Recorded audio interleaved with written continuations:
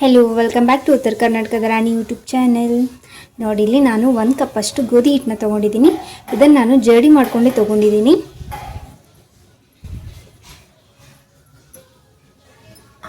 ಇವತ್ತು ಗೋಧಿ ಹಿಟ್ಟಿನಿಂದ ಒಂದು ಹೆಲ್ದಿ ರೆಸಿಪಿನ ಮಾಡೋಣ. ಅದಕ್ಕೆ ನಾನು ಇಲ್ಲಿ 1 ಕಪ್ ಅಷ್ಟು ರವೆನ ತೊಗೊಂಡಿದ್ದೀನಿ. ಇದು ನಾನು ಚಿರೋಟಿ ರವೆನ ಇಲ್ಲಿ ಬಳಸ್ತಾ ಇದ್ದೀನಿ. ಚಿರೋಟಿ ರವೆ ಇಲ್ಲ ಅಂತಂದರೆ ನೀವು ಇಲ್ಲಿ ಬಾಂಬೆ ರವೆ ಇಲ್ಲಾಂದರೆ ಉಪ್ಪಿಟ್ಟು ರವೆ ಕೂಡ ಅಲ್ಲಿ ಬಳಸ್ಕೋಬಹುದು. ನೋಡಿ, ಇಲ್ಲಿ ನಾನು ಅರ್ಧ ಕಪ್ ಅಷ್ಟು ಕಡಲೆ ಹಿಟ್ಟನ್ನ ಹಾಕ್ಕೊತಾ ಇದ್ದೀನಿ. ಇದನ್ನು ನೀವು ಬೇಕಾದರೆ ಹಾಕ್ಕೊಳ್ಬೋದು, ಇಲ್ಲ ಅಂತಂದರೆ ಸ್ಕಿಪ್ ಕೂಡ ಮಾಡ್ಕೊಳ್ಬೋದು. ಇದನ್ನು ಚೆನ್ನಾಗಿ ಮಿಕ್ಸ್ ಮಾಡ್ಕೊಳ್ಳೋಣ. ನಾನಿಲ್ಲಿ ಇವತ್ತು ಇನ್ಸ್ಟೆಂಟಾಗಿ ಒಂದು ಬ್ರೇಕ್ಫಾಸ್ಟ್ನ ಮಾಡ್ಕೊತಾ ಇದ್ದೀನಿ.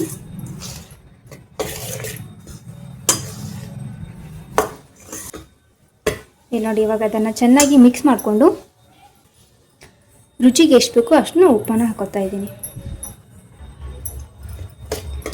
ಚೆನ್ನಾಗಿ ಮಿಕ್ಸ್ ಮಾಡ್ಕೊಳ್ಳೋಣ.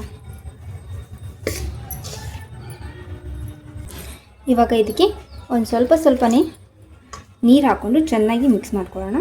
ನೀರನ್ನ ಸ್ವಲ್ಪನೇ ಹಾಕ್ಕೊಂಡು ಕಲಿಸ್ಕೊಳ್ಳಿ. ಇದನ್ನು ಒಮ್ಮೆಲೆ ಹಾಕೊಂಡ್ರೆ ಗೋಧಿ ಹಿಟ್ಟಿರೋದ್ರಿಂದ ಇದು ಗಂಟಾಗುತ್ತೆ.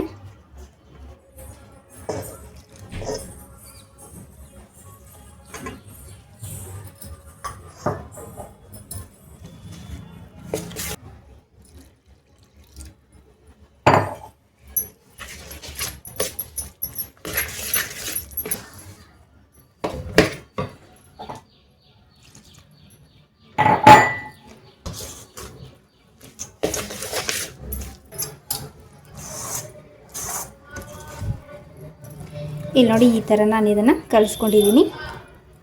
ಇವಾಗ ಇದನ್ನು ಸೈಡಲ್ಲಿ ಇಟ್ಕೊಳ್ಳೋಣ. ಕಲಸಿರೋ ಹಿಟ್ಟು ಒಂದು ಸ್ವಲ್ಪ ನೆನೆಯವರೆಗೂ ನೋಡಿ, ಇಲ್ಲಿ ನಾನು ಪ್ಯಾನ್ನ ತೊಗೊಂಡಿದ್ದೀನಿ. ಅದಕ್ಕೆ ಒಂದು ಒಂದು 2 ಸ್ಪೂನಷ್ಟು ಎಣ್ಣೆನ ಹಾಕ್ಕೊಂಡು ನಾನಿಲ್ಲಿ ಗೋಬಿನ ಹಾಕ್ಕೊತಾ ಇದ್ದೀನಿ.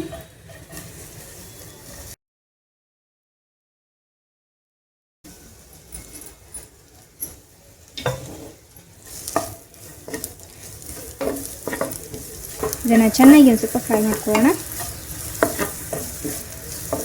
ಹಾಗೆಯೇ ಹಸಿದಾಗಿಯೇ ಇದು ಹಿಟ್ಟಲ್ಲಿ ಹಾಕೋತೀನಿ ಅಂತಂದರೆ ನೀವು ಹಿಟ್ಟಲ್ಲಿ ಹಾಗೆಯೇ ಹಾಕೊಳ್ಬೋದು. ನೀವಿಲ್ಲಿ ಈರುಳ್ಳಿನ ಬಳಸ್ತಾ ಇದ್ದರೆ ಈರುಳ್ಳಿ ಕೂಡ ಬಳಸ್ಬೋದು. ನಾನಿಲ್ಲಿ ಈರುಳ್ಳಿನ ಬಳಸ್ತಾ ಇಲ್ಲ, ಗೋಬಿನ ತೊಗೊಂಡಿದ್ದೀನಿ. ಇದೊಂದು ಸ್ವಲ್ಪ ಚೆನ್ನಾಗಿ ಫ್ರೈ ಆಗಿದೆ ಅಂತಂದರೆ ಅದಕ್ಕೆ ನಾನು ಕ್ಯಾರೆಟ್ನ ತುರ್ಕೊಂಡು ತೊಗೊಂಡಿದ್ದೀನಿ. ನೀವು ಬೇಕಾದರೆ ಸಣ್ಣದಾಗಿ ಕಟ್ ಮಾಡ್ಕೊಂಡು ಹಾಕೋತೀನಿ ಅಂತಂದರೆ ಪರವಾಗಿಲ್ಲ, ಅದನ್ನು ನೀವು ಹಾಕೋಬೋದು. ಇದಕ್ಕೆ ನೀವು ಯಾವ ವೆಜಿಟೇಬಲ್ಸ್ ಕೂಡ ಆ್ಯಡ್ ಮಾಡ್ಕೋಬೋದು. ಜಾಸ್ತಿ ಇದೇನು ಕಲರ್ ಚೇಂಜ್ ಆಗುವವರೆಗೂ ಫ್ರೈ ಮಾಡ್ಕೊಳ್ಳೋದೇನಿಲ್ಲ. ಜಸ್ಟ್ ಇದರಿಂದ ಹಸಿ ವಾಸನೆ ಹೋಗುವವರೆಗೂ ಇದನ್ನು ಫ್ರೈ ಮಾಡ್ಕೊಳ್ಳಿ. ಒಂದು ಅರ್ಧ ನಾನಿಲ್ಲಿ ಟೊಮೆಟೊನ ಕಟ್ ಮಾಡಿಕೊಂಡು ತೊಗೊಂಡಿದ್ದೀನಿ.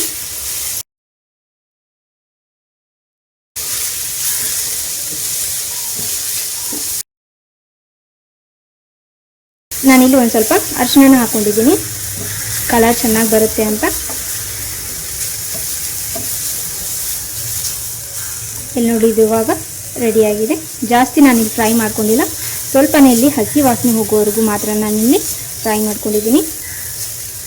ಇಲ್ಲಿ ನೋಡಿ, ಇದು ಪೂರ್ತಿ ಎಗ್ನೆಂದು ಎಷ್ಟು ಗಟ್ಟಿಯಾಗಿದೆ ಅಂತ ಪೂರ್ತಿ ನೀರೆಲ್ಲ ಹೀರ್ಕೊಂಡಿದೆ. ಇದು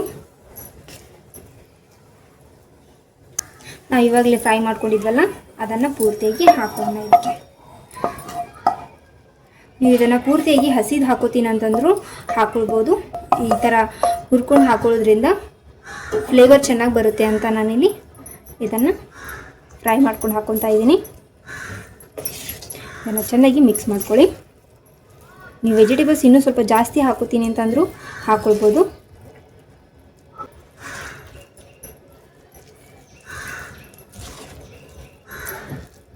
ತುಂಬಾ ಗಟ್ಟಿ ಅನ್ನಿಸ್ತಾ ಇದೆ, ಅದಕ್ಕೆ ನಾನು ಒಂದು ಸ್ವಲ್ಪ ನೀರನ್ನ ಹಾಕ್ಕೊಂಡು ತೆಳುವಾಗಿ ಮಾಡ್ಕೊಂಡಿದ್ದೀನಿ. ಇದು ಪೂರ್ತಿಯಾಗಿ ತೆಳುವಾಗೂ ಮಾಡ್ಕೋಬಾರ್ದು. ಇಲ್ಲಿ ನೋಡಿ, ಇದೇನೋ ಸ್ವಲ್ಪ ಗಟ್ಟಿ ಅನ್ನಿಸ್ತಾ ಇದೆ ಅಂತ ನಾನು ನೀರನ್ನ ಹಾಕ್ಕೊತಾ ಇದ್ದೀನಿ. ನೀರನ್ನ ನೀವು ಸ್ವಲ್ಪನೇ ಹಾಕ್ಕೊಳ್ಳಿ.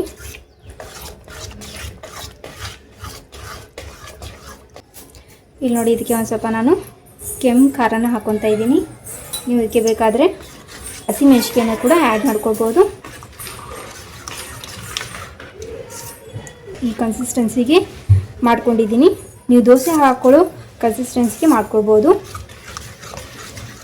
ಇಲ್ಲಿ ನೋಡಿ, ಇವಾಗ ನನಗೆ ಇದು ರೆಡಿಯಾಗಿದೆ ನೋಡಿ. ಈ ಥರ ಕನ್ಸಿಸ್ಟೆನ್ಸಿಯಲ್ಲಿ ನಾನು ಇದನ್ನು ಮಾಡ್ಕೊಂಡಿದ್ದೇನೆ. ಪೂರ್ತಿಯಾಗಿ ಹಂಚು ಕಾದಿದೆ. ಇವಾಗ ದೋಸೆನ ಹಾಕೊಳ್ಳೋಣ.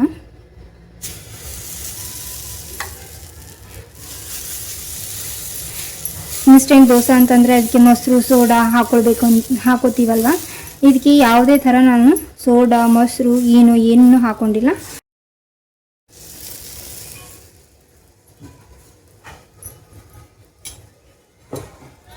ನೋಡಿ ಎಷ್ಟು ನೀಟಾಗಿ ಬಂತು ಅಂತ. ಇದಕ್ಕೆ ನೀವು ತುಪ್ಪ ಬೇಕಾದರೆ ತುಪ್ಪ, ಇಲ್ಲಾದರೆ ಎಣ್ಣೆ ಹಾಕ್ಕೊಂಡು ಚೆನ್ನಾಗಿ ಬೇಯಿಸ್ಕೊಳ್ಳಿ.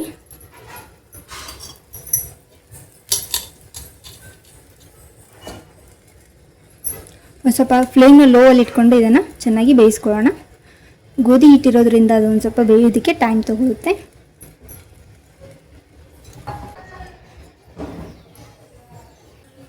ಇಲ್ಲಿ ನೋಡಿ, ಪೂರ್ತಿಯಾಗಿ ಇದು ಒಂದು ಸೈಡ್ ಬೇಯ್ದಿದೆ. ಇದನ್ನು ತಿರುಗಿ ಹಾಕೊಳ್ಳೋಣ. ಕಲರ್ ನೋಡಿ ಎಷ್ಟು ಚೆನ್ನಾಗಿ ಬಂದಿದೆ ಅಂತ.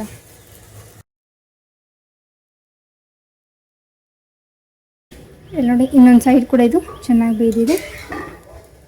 ಇದನ್ನು ಇವಾಗ ತೆಕ್ಕೊಳ್ಳೋಣ. ನಾನು ನಿಮಗೆ ಇನ್ನೊಂದು ವೆರೈಟಿಯಲ್ಲಿ ದೋಸೆನ ಹಾಕಿ ತೋರಿಸ್ತೀನಿ. ಇಲ್ಲಿ ನೋಡಿ, ಇನ್ನೊಂದು ಬೌಲಲ್ಲಿ ನಾನು ಹಿಟ್ಟನ್ನ ತೊಗೊಂಡು ಅದಕ್ಕೆ ಒಂದು ಸ್ವಲ್ಪ ನೀರನ್ನ ಜಾಸ್ತಿ ಹಾಕ್ಕೊಂಡಿದ್ದೀನಿ.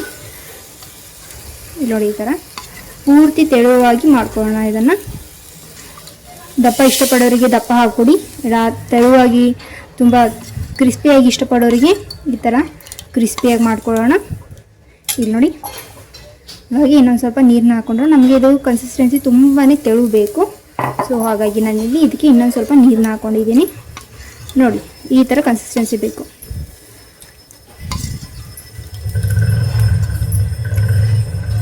ನಿಮಗೆ ಉಪ್ಪು ನೋಡಿಕೊಂಡು ಹಾಕ್ಕೊಳ್ಳಿ. ಯಾಕಂದ್ರೆ ನೀರು ಹಾಕ್ಕೊಂಡಿರೋದ್ರಿಂದ ಉಪ್ಪು ಕಮ್ಮಿ ಆಗುತ್ತೆ.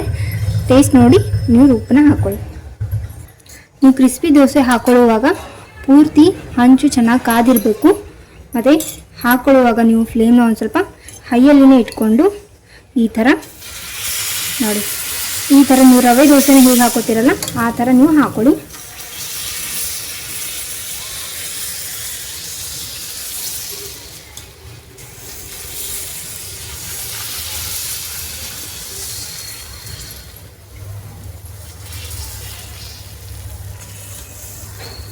ಹಿಟ್ಟನ್ನ ನೀವು ತೆಳುವಾಗಿ ಹಾಕ್ಕೊಂಡು ಈ ಥರ ಮಾಡಿಕೊಂಡ್ರೆ ತುಂಬಾ ಚೆನ್ನಾಗಿ ಬರುತ್ತೆ.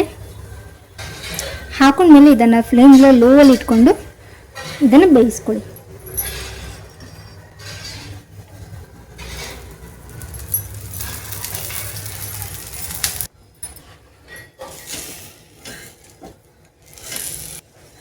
ನೋಡಿ, ಇದು ಒಂದು ಸೈಡ್ ಇದಾಗ ಚೆನ್ನಾಗಿ ಬೇಯ್ದಿದೆ. ಇದನ್ನು ತಿರುವು ಹಾಕೊತಾ ಇದ್ದೀನಿ. ಈ ಸೈಡ್ನು ಚೆನ್ನಾಗಿ ಬೇಯಿಸ್ಕೊಳ್ಳೋಣ.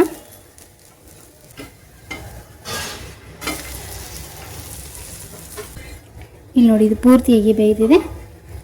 ನೋಡಿ ಎಷ್ಟು ಚೆನ್ನಾಗಿ ಕ್ರಿಸ್ಪಿಯಾಗಿ ಬಂದಿದೆ ಅಂತ. ಇವಾಗ ಇದನ್ನು ತೆಕ್ಕೊಳ್ಳೋಣ.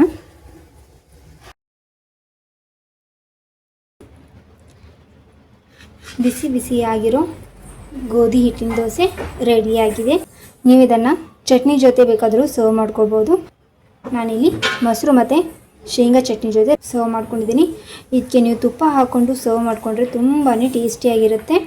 ನಾನು 2 ರೀತಿಯಲ್ಲಿ ದೋಸೆನ ಹಾಕ್ಕೊಂಡು ತೋರಿಸಿದ್ನಲ್ಲ.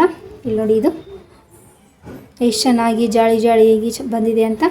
ತುಂಬಾ ಕ್ರಿಸ್ಪಿಯಾಗಿ ಕೂಡ ಬಂದಿದೆ. ಇಲ್ಲಿ ನೋಡ್ಬೋದು, ತುಂಬಾ ಟೇಸ್ಟಿಯಾಗಿರುತ್ತೆ ಇದು ತಿನ್ನೋದಕ್ಕೂ ಕೂಡ. ನೋಡಿದ್ರಲ್ಲ ನಾನು ಯಾವ ರೀತಿಯಲ್ಲಿ ಇದು ಗೋಧಿ ಹಿಟ್ಟಿನ ದೋಸೆನ ಮಾಡ್ಕೊಂಡಿದ್ದೀನಿ ಅಂತ. ನೀವು ಒಂದ್ಸಲ ಇದನ್ನು ಮನೇಲಿ ಟ್ರೈ ಮಾಡಿ ಹೇಗೆ ಬಂದಿತ್ತು ಅಂತ ನನಗೆ ಕಮೆಂಟ್ ಮುಖಾಂತರ ತಿಳಿಸಿ. ಈ ಗೋಧಿ ಹಿಟ್ಟಿನ ದೋಸೆ ನಿಮಗೆ ಇಷ್ಟ ಆಗಿದ್ದರೆ ಲೈಕ್ ಮಾಡಿ, ಶೇರ್ ಮಾಡಿ, ಮತ್ತು ಉತ್ತರ ಕರ್ನಾಟಕದ ರಾಣಿ ಯೂಟ್ಯೂಬ್ ಚಾನಲ್ನ ಸಬ್ಸ್ಕ್ರೈಬ್ ಮಾಡ್ಕೊಳ್ಳೋದನ್ನು ಮರಿಬೇಡಿ. Thank you.